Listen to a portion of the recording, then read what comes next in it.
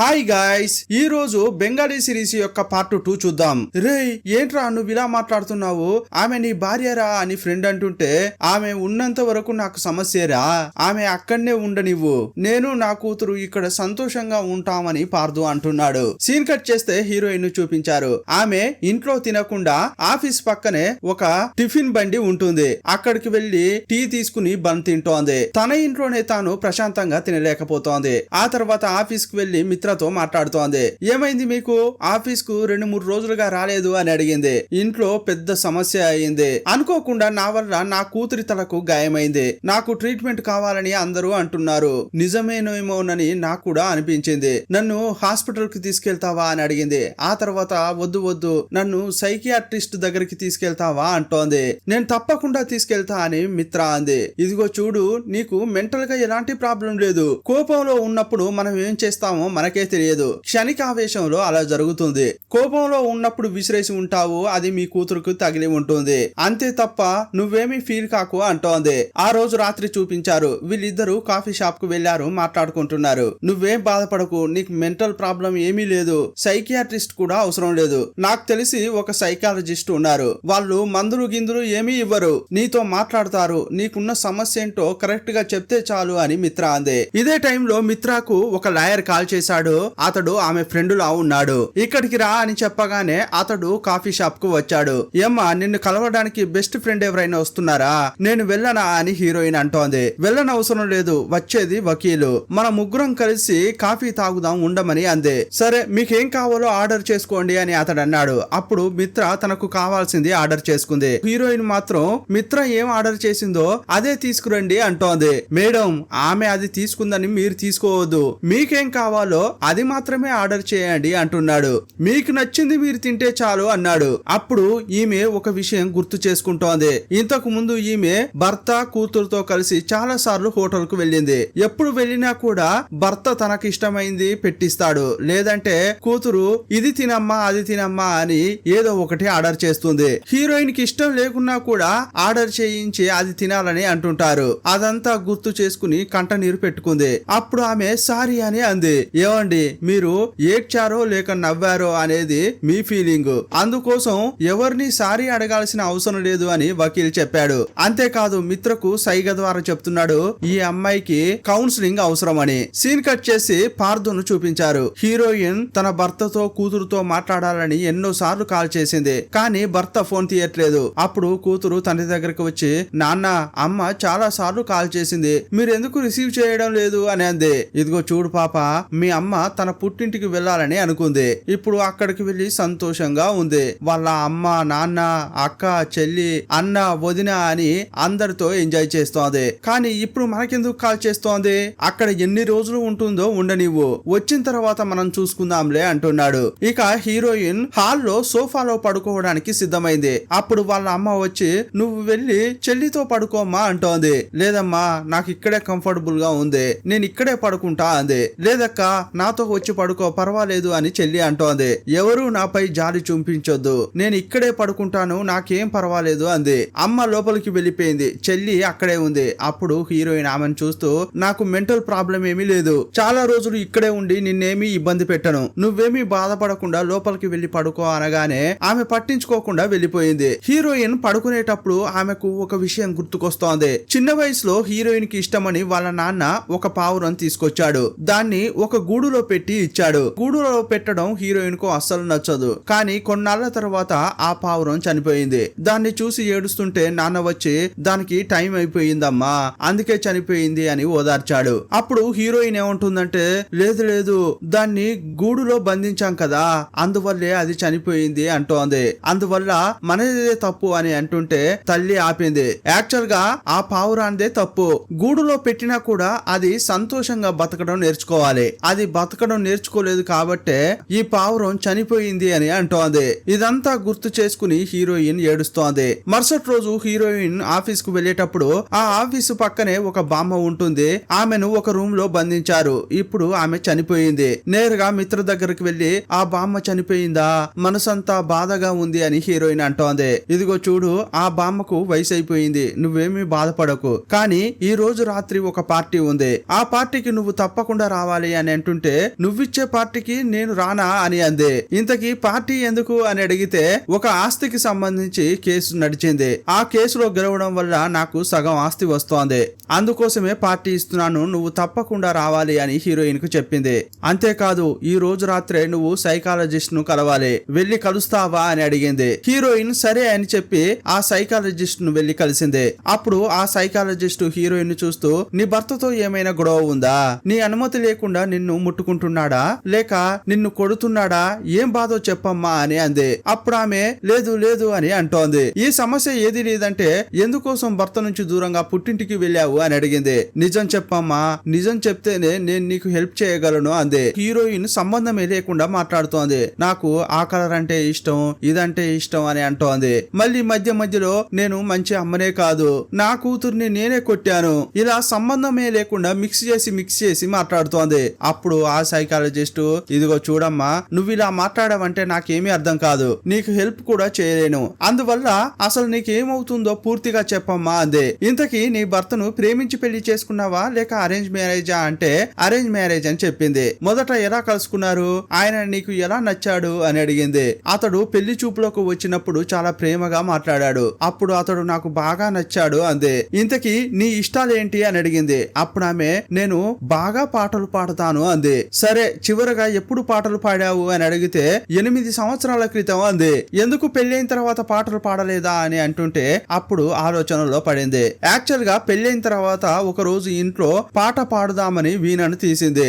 ఆమె చాలా బాగా పాట పాడుతుంటే భర్త వచ్చి ఇదేంటి సత్రమని అనుకుంటున్నావా, ఇలా పాడుతున్నావేంటి అన్నాడు. గలీజ్ మాటలతో తిట్టాడు. ఆ మాటలు విని ఈమె గుండె చెరువైపోయింది. ఇక ఆ తర్వాత పాటలే పాడలేదు. ఇక సైకియాట్రిస్ట్ నుంచి హీరోయిన్ ఇంటికి వచ్చింది. అప్పుడు వాళ్ళ అమ్మ ఏమంటుందంటే నీకు ఏమైందే, నీలాంటి జీవితం ఎవరికీ దొరకదు, కారు బంగ్లా అని చాలా డబ్బున్న భర్త దొరికాడు, కానీ అవన్నీ వదిలేసి ఇక్కడకు వచ్చి కూర్చున్నావు, ఏమైందే నీకు అని అంటుంటే అమ్మ నా కష్టం నీకు చెప్తే అర్థం కాదు, చెప్పినా మీరు అర్థం చేసుకోలేరు అని అంది. అక్కడ ఉండడం నాకు ఇష్టం లేకుండా పోయింది, కొన్నాళ్ళు ఇక్కడ ప్రశాంతంగా ఉందామని వచ్చాను, అది తప్ప అని అడిగింది. తప్పేనే, భర్తను బిడ్డను వదిలేసి పుట్టింటికి రావడం తప్పే అని ఆ తల్లి అంది. నేనెంత చెప్పినా నువ్వు వినవు, కానీ ఒక పార్టీ ఉంది, నేను అక్కడికి వెళ్ళాలి అని బయలుదేరింది. ఇక పార్టీలో అందరితో కూర్చుని మాట్లాడుతోంది. అప్పుడు మిత్ర ఆ వకీల్ ను పాట పాడమని చెప్పింది. అతడు పాట పాడుతుంటే హీరోయిన్ కు పాడాలన్న ఆశ కలిగింది. అప్పుడు ఆమెకు ఇంతకు ముందు సంతోషకరమైన విషయాలన్నీ గుర్తుకొచ్చాయి. అందువల్ల తన పాటున తాను పాట పాడుతోంది. ఈమె పాట పాడుతుంటే అక్కడున్న వాళ్ళంతా ఆశ్చర్యంగా చూస్తున్నారు. ఏంట్రా ఈమె ఇంత బాగా పాట పాడుతోంది అనుకుంటున్నారు. ఇక పాట పాడిన తర్వాత హీరోయిన్ ఆ వకీలు కూర్చుని మాట్లాడుకుంటున్నారు. మీరు పాట బాగా పాడుతున్నారు, ట్రైనింగ్ తీసుకున్నారా అని అడిగాడు. యాక్చువల్ గా నేను బాత్రూమ్ సింగర్ నండి, ఎక్కువగా మ్యూజిక్ వింటాను, మ్యూజిక్ వినలేని టైంలో నేనే పాటలు పాడతాను, రాత్రి నిద్ర పట్టలేదనుకోండి మ్యూజికే నన్ను నిద్ర పుచ్చుతుంది అని లాయర్ చెప్తున్నాడు. ఏంటండి ఇంట్లో ఒంటరిగా ఉన్నారా, ఇంకెవరూ లేరా అని హీరోయిన్ అడిగింది. అమ్మ ఉండేది కానీ ఆమె చనిపోయింది. అలా అతడు చెప్పగానే ఈమె కొంచెం సాడ్గా ఫీల్ అయింది. సరే మీ గురించి చెప్పండి అని అంటుంటే నాకు అన్నీ ఉన్నాయి, కానీ ఒక పక్షిలాగా గూడులో బందీ అయ్యాను, అందరూ మంచి కోసం చేస్తున్నామని అనుకుంటున్నారు, కానీ అది నాకు కష్టాన్ని మిగిల్స్తోంది అని అర్థమయ్యి అర్థం కాక చెప్తోంది. సరే నేను వెళ్తాను అంటుంటే నేనే డ్రాప్ చేస్తా అని వకీల్ అన్నాడు. లేదండి మిత్ర క్యాబ్ బుక్ చేస్తానని చెప్పింది, ఆల్రెడీ బుక్ చేసి ఉంటుంది, నేను అందులో వెళ్తా అంది. ఏంటి మిత్ర మీకు క్యాబ్ బుక్ చేస్తానని చెప్పిందా, ఆమె ఒక మతిమరుపు, కావాలంటే వెళ్ళి చూడండి ఆమె బుక్ చేసి ఉండదు అని అన్నాడు. ఇతడు చెప్పినట్లుగానే ఆమె క్యాబ్ బుక్ చేయలేదు. అప్పుడు వకీల్ ను చూస్తూ హలో ఈమెను వెళ్లే దారిలో ఇంటి దగ్గర డ్రాప్ చేస్తావా అని అడిగింది. సరే అని అతడు కారెక్కించుకున్నాడు. ఆమె ఇంటి దగ్గర డ్రాప్ చేశాడు. అతడు డ్రాప్ చేస్తుంటే పైనుంచి చెల్లి ఇదంతా వీడియో రికార్డ్ చేస్తోంది. హీరోయిన్ ఇంటికి వచ్చిన తర్వాత తన కూతురుకు కంటిన్యూగా కాల్ చేస్తోంది. ఫోన్ తీయకపోతే మళ్ళీ చేసింది. ఒకసారి ఆ అమ్మాయి ఫోన్ ఎత్తి ఏం మా ఊరికే కాల్ చేస్తున్నారు, నాన్న మీపై చాలా కోపంగా ఉన్నారు, మీరు ఊరికే ఇలా ఫోన్ చేయకండి, ఒకవేళ మాట్లాడాలని అనిపిస్తే నేనే కాల్ చేస్తా అంది. ఆ మాటలు విని ఈమె చాలా ఏడ్చింది. ఇప్పుడు హీరోయిన్ చాలా సంతోషంగా ఉంటోంది. తను ఎలాగైతే బతకాలని అనుకుంటుందో అలాగే బతుకుతోంది. ఎన్జిఓకు వెళ్లి సంతోషంగా పచ్చళ్ళు పెడుతోంది. ఆ తర్వాత ఫ్రెండ్స్ తో బయటకు వెళ్తోంది. ఇదే టైంలో భర్త ఫ్రెండ్స్ తో కలిసి ఒక హోటల్ కు తినడానికి వచ్చాడు. అదే హోటల్ కు హీరోయిన్ మిత్ర వకీలు ముగ్గురు వచ్చారు. హీరోయిన్ ను భర్త చూశాడు. ఏంటి కొత్త బాయ్ ఫ్రెండ్ తో వచ్చినట్లుందే అనుకున్నాడు. ఇక నేరుగా ఆమె దగ్గరకు వచ్చి ఇష్టం ఉన్నట్లు వాగుతున్నాడు. ఆ లోపలే నీకు పెళ్లి అయిన విషయం మర్చిపోయినట్లున్నావే, ఇక ఇంటికి వెళ్ళగానే పెళ్లి కాలేదు అని ఒంటరిగా తిరుగుతున్నావా, భర్త బిడ్డను మర్చిపోయి కొత్త బాయ్ ఫ్రెండ్ తో బయట హాయిగా తిరుగుతున్నావా, బాగా ఎంజాయ్ చేస్తున్నట్లున్నావే అని అంటున్నాడు. ఆ తర్వాత లాయర్ ను చూస్తూ ఈమెను ఎప్పుడు పడేశావు, ఎంతకు మాట్లాడుకున్నావు అని అంటున్నాడు. అప్పుడు అతనికి చాలా కోపం వచ్చి పార్థు యొక్క చొక్కా పట్టుకున్నాడు. కొట్టడానికి వెళ్లి ఆగిపోయాడు. ఆ అమ్మాయి ముఖం చూసి ఆగిపోయాను, లేదంటే ఈ పాటికే నీ ముఖం పచ్చడయ్యేది అంటున్నాడు. రేయ్ నువ్వేంటో అదేంటో నాకు బాగా తెలుసురా, భర్తను ఒకడు కొట్టడానికి వచ్చాడు, అప్పుడు కూడా సైలెంట్ గా పక్కన నిలబడింది చూడు అంటున్నాడు. అతని మాటలు విన్న తర్వాత మిత్రకు చాలా కోపం వచ్చింది. నువ్వొక వేస్ట్ ఫెలోవి, ఈమె గురించి నాకు బాగా తెలుసు. ఒక మంచి భార్యను అర్థం చేసుకుని ఆమెతో సంతోషంగా ఉండడం నీకు తెలియదు. నీ మాటలతో ఆమెను గాయపరిచావు అని అంటుంటే హీరోయిన్ బాగా ఏడుస్తోంది. ఏం చేయాలో అర్థం కాక అక్కడి నుంచి పారిపోతోంది. ఆమె వెనకే వకీలు మిత్ర వచ్చి ఆమెను ఓదారుస్తున్నారు. సీన్ కట్ చేసి ఇంట్లో చూపించారు. హీరోయిన్ ఇంటికి ఒక నోటీస్ వచ్చింది. ఏంట్రా అంటే డివోర్స్ కావాలని భర్త నోటీస్ పంపించాడు. అందులో రీజన్ ఏం రాయించాడంటే నా కూతుర్ని చంపాలని చూసింది, అటాక్ చేసి తల పగలగొట్టింది, నా భార్యకు మెంటల్ ప్రాబ్లం ఉంది, అందువల్ల డివోర్స్ కావాలి అని అందులో రాశాడు. కూతురును కూడా భార్యకు ఇవ్వను, నా దగ్గరే ఉంచి పెంచుకుంటా అని అందులో మెన్షన్ చేశాడు. ఇదంతా చూసి చెల్లి నవ్వుతూ చూసావా నీ వల్ల బావ ఎలాంటి నిర్ణయం తీసుకున్నాడో, దీని అంతటికీ కారణం నువ్వే అని చెల్లి మాత్రమే కాదు కుటుంబం అంతా తిడుతున్నారు. వాళ్ళ మాటలు తట్టుకోలేక బాత్రూమ్ లోకి వెళ్లి బాగా ఏడుస్తోంది. హీరోయిన్ వెంటనే మిత్రకు కాల్ చేసి ఇప్పుడు నేనేం చేయాలి అంటోంది. నేను ఇంటికి వెళ్లేదా అని అంటుంటే ఇంటికి వెళ్ళకు, వాళ్ళు లీగల్ గా మూవ్ అవుతున్నారు, అందువల్ల మనం కూడా లీగల్ గా వెళ్ళాలి, వకీల్ దగ్గరికి రా అని చెప్పింది. ఇక హీరోయిన్ అన్నను తీసుకుని వకీల్ ను కలవడానికి వెళ్ళింది. మిత్ర ఏమంటుందంటే అతని ప్రవర్తన కొంచెం కూడా బాగాలేదు, నాకు ఆ వివాహ జీవితం వద్దు, కానీ కూతురు కావాలి అని ఫైట్ చేయి అని హీరోయిన్ కి చెప్తోంది. ఆ మాటలతో అన్నకు కోపం వచ్చింది. ఏమ్మా నువ్వు ఒక అమ్మాయివే కదా, ఆ కుటుంబాన్ని విడిదీయాలని ఎందుకు అనుకుంటున్నావు అంటున్నాడు. మా చెల్లి వెళ్లి భర్తతో సంతోషంగా ఉండాలి, అలాగని వాదించండి అంటున్నాడు అన్న. అతడు చెప్పేది ముఖ్యం కాదు, ఇంతకీ నువ్వేమనుకుంటున్నావో చెప్పు అని హీరోయిన్ అడిగాడు. నాకు నా కూతురు కావాలి అంది. అలాగైతే భర్త వద్దా అని అడిగితే కూతురు కావాలి, భర్త కావాలి, ఆ వివాహ జీవితం కూడా కావాలి అంది. సీన్ కట్ చేస్తే హీరోయిన్ వెళ్లి సైకాలజిస్ట్ ను కలిసింది. నా భర్త మాటలతో నన్ను వేధిస్తాడు, ఆ విషయమే నాకు నచ్చదు అంది. అతడు తిట్టిన తిట్లను చెప్పి చాలా బాధపడుతోంది. ఆ తర్వాత ఇంట్లో చూపించారు. కోర్టుకు వెళ్ళడానికి హీరోయిన్ రెడీ అవుతోంది. అప్పుడు వదిన ఎదురుగా వచ్చి నువ్వు ధైర్యంగా వెళ్ళు, నీ మంచి మనసుకు మంచే జరుగుతుంది అని అంటోంది. వదినే ఇంతగా ఎందుకు సపోర్ట్ చేస్తోందంటే ఈ వదినకు పిల్లలు పుట్టరట. ఈ విషయం తెలిసి ఇంట్లో ఉన్న వాళ్ళంతా ఈమెను బాగా తిట్టేటప్పుడు హీరోయిన్ మాత్రమే సపోర్ట్ చేసేది.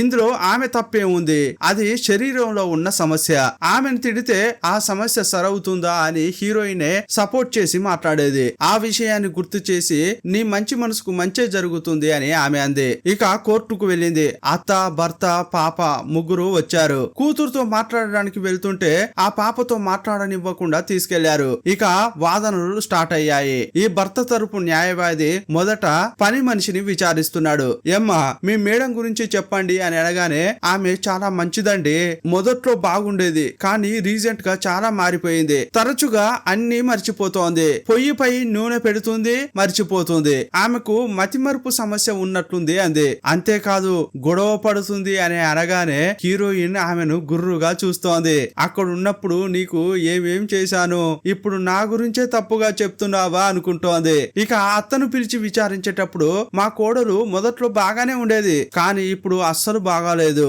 డ్యూటీకి వెళ్తుంది, రాగానే ఇంట్లోకి వెళ్లి పడుకుంటుంది, ఇంట్లో ఒక్క పని చేయదు, నా కొడుకును కూడా బాగా చూసుకోదు అంటోంది. ఇక వాళ్ళు పచ్చి అబద్ధాలు చెప్తుంటే ఈమె తట్టుకోలేకపోతోంది. అయ్యయ్యో నేను మీకోసం ఎంత కష్టపడ్డాను, డ్యూటీకి వెళ్లి చాలా టైర్డ్ గా వచ్చినా కూడా మీకోసం వండి వార్చాను, కొంచెం కూడా దయ లేకుండా ఇలా మాట్లాడుతున్నారే అని ఆమె ఫీల్ అవుతోంది. ఇక వకీల్ ఏమంటున్నాడంటే ఈమెకు మెంటల్ గా చాలా ప్రాబ్లం ఉంది, భర్తతో కలిసి జీవించలేదు, బిడ్డను కూడా చూసుకోలేదు, అందువల్ల ఈమెకు డివోర్స్ ఇచ్చి ఆ పాపను భర్త దగ్గరే ఉంచాలని అంటున్నాడు. అప్పుడు హీరోయిన్ తరపు లాయర్ లేచాడు. అబ్జెక్షన్ యువర్ ఆనర్, ఇతడు ప్రూవ్ చేయని విషయాలను ప్రూవ్ చేసినట్లే మాట్లాడుతున్నాడు. నా క్లయింట్ కు మెంటల్ ఉన్నట్లు ఇప్పటి వరకు ప్రూవ్ చేయనే లేదు, కానీ ఇతడు ఇలా మాట్లాడడం సరికాదు అని అంటుంటే అప్పుడు కోర్టు కూడా సరేనంది. మానసిక స్థితి సరిగా లేదని నిర్ధారణ కాకముందే లాయర్ అలా మాట్లాడడం మంచిది కాదు అంది. ఆ తర్వాత కేసును కోర్టు వాయిదా వేసింది. సీన్ కట్ చేస్తే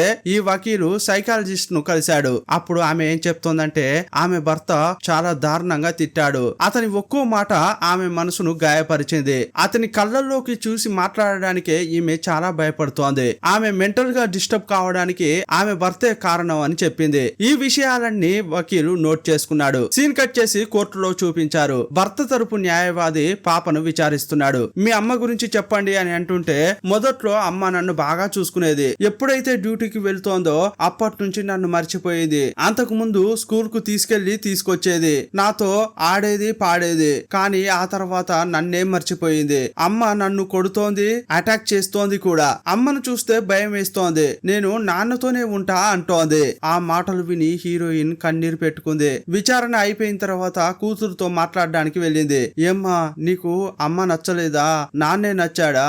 ఏదో ఒకసారి అనుకోకుండా అలా కొట్టాను అంతే కదా అని అంటుంటే లేదమ్మా నిన్ను చూడ్డానికే నాకు చాలా భయంగా ఉంది. నిజంగానే నీకు మెంటల్ గా ఏదో ప్రాబ్లం ఉన్నట్లుంది. నేను నాన్న దగ్గరే ఉంటా అంటోంది. కానీ నువ్వు నాన్న చేసిందే చెప్తున్నావు, కానీ మీ నాన్న నన్నేం చేశాడో తెలుసా?